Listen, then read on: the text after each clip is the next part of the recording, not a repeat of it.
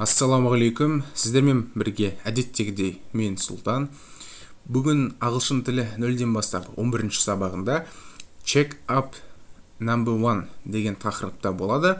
Check up дегеніміз ол қазақша бақылау немесе тексеру деген мағынаны білдіреді. Алдыңғы өткен тақырыптар тексеретін боламыз. Түсінікті, түсініксіз болғанын осы сабақтан білетін боламыз. Сонымен кеттік онда. Fill in the gaps. Fill in the gaps.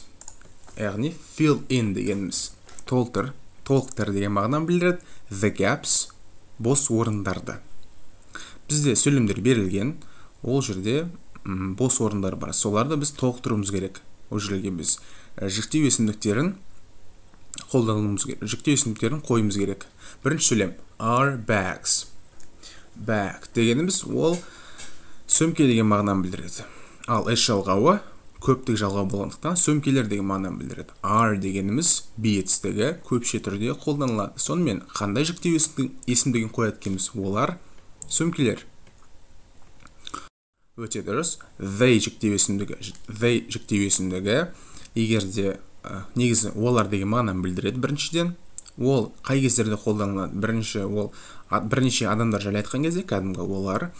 Келесі бір заттар жайлы болса, кез келген заттар жайлы, мысалы bag. Содан кейін жануарлар болса, онда біз they жіктеу есімдігін қолдана береміз. Келесі is a dog. Бұл жерде dog дегеніміз ит, яғни жануар. Артиклі бізде жекеше түрде көрсетіп тұр. Is жекеше түрде қолданылатын be етістігі. He, she, it жіктеу есімдіктерінде is be етістігі қолданылады. Бұл жерде бұл dog деген жануар болғандықтан біз it жіктеу есімдігін қолданамыз. Естеріңізге сала кетейін, it бізде жануарларға, жансыз заттарға, мекен жайларға байланысты it қолданылады. Келесі the girl is an artist. Яғни the girl дегеніміз біз білетін қыз бала әртіс болып табылады. Яғни ол әртіс. An артиклі бізде artist дегенде дауысты әріптен басталғандықтан an артиклі қолданылып тұр. Сонымен қандай жіктеу есімдігін қоямыз? Бұл жерде the girl дегеніміз қыз болғандықтан біз әйелдерге, қыздарға қандай жіктеу есімдігін қолданамыз? Яғни she is an artist. Ал ер адамдарға he жіктеу есімдігін қолданамыз. Келесі are pandas. Яғни pandas. Are дегеніміз көпше түрде, pandas дегеніміз пандалар деген жануар бар ғой, сол мағынаны білдіреді. Яғни олар пандалар ма деп сұрақ қойып тұрмыз. Сұрақ қойғанда әрине бізде be етістігі алдыға шығып кетеді де, одан кейін жіктеу есімдігі келіп, соңында және зат есім келеді. Сонымен бұл жерде бірінші мысалға ұқсас болып тұр. They жіктеу есімдігі қолданылады, өйткені жануарлар көпше түрде тұр. Көпше түрде жануарлар болсын, заттар болсын, адамдар болсын, біз they жіктеу есімдігін қолдана береміз. Ал біз жауап бергенде қалай істеткенбіз? Яғни yes, are. Олар пандалар деген мағынаны білдіріп тұр. Яғни біз yes, they are деп жауап береміз. Сонымен келесі тапсырмаға көшейік. Бұл жерде болымды, болымсыз және сұраулы етіп алмастыруымыз керек. Бірінші сөйлем I am a student. Мен студентпін деген мағынаны білдіреді. Ал егерде мен студент емес болсам, мен мысалы мұғалім болсам, ол жалған тұжырым болғандықтан мен студент емеспін деп айтуым керекпін. Ол кезде біз not көмекші сөзін қолданамыз да. I'm not a student. Мен студент емеспін деп қолданылады. Келесі they are teachers. Олар яғни мұғалімдер.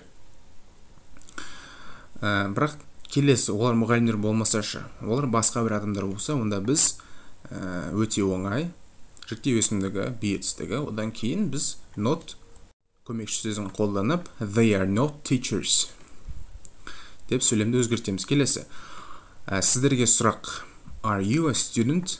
Сен немесе сіз студентсің бе? Студентсіз бе? Деген сұрақта деген мағынада сұрақ қойылады. Сіздерге сұрақ are you a student? Сіздер менің видеомды қарап жүрсіздер, яғни бірдеңе болса да әйтеуір үйреніп жүрсіздер. Сондықтан сіздер студент бола саласыздар. Сонымен жауабыңыз yes, I am деген жауап болу керек. Келесі, are you a monkey? Monkey дегеніміз ол маймыл деген мағынаны білдіреді. Әрине ол қате, ол дұрыс емес. Сондықтан no, I'm not деп жауап бересіздер. Сонымен соңғысы find the mistakes, яғни қатені тап деген, қателерді тап деген. Сонымен бірінші сөйлем I'm student. Қандай қате? Мен студентпін. Бірақ бұл жерде біз білеміз, әрқашанда артикль қолданамыз, жеке түрде a немесе n артикльдерін қолданамыз. Бұл жағдайда бізде a артиклі қалып қалған. Сонымен I'm a student. Келесі, they are student. Олар студент деген мағынаны білдіріп тұр. Негізі олар студенттер.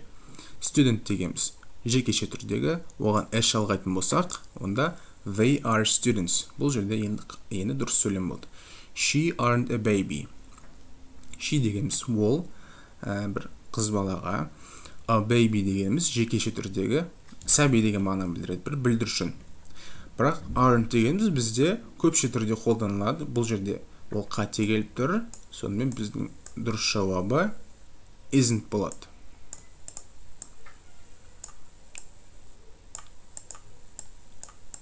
Сонымен she isn't a baby. Ол сәби емес. Келесі, you isn't a cat. Қараңыз енді. You дегеніміз сен немесе сіз. Isn't a cat.